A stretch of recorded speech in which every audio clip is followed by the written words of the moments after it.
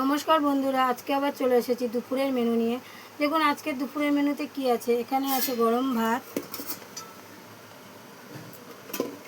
আর আছে সাথে ডাল। ডালটা করা হয়েছে আম দিয়ে, টক ডাল। আর আছে সাথে ভাজা। ভাজার মধ্যে আছে পটল ভাজা, বরবটি ভাজা আর বেগুন ভাজা। আর আছে পাঁপড়।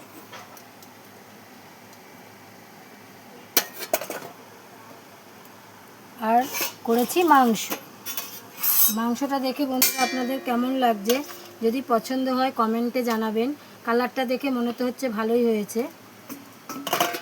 আর আছে সাথে লেবু।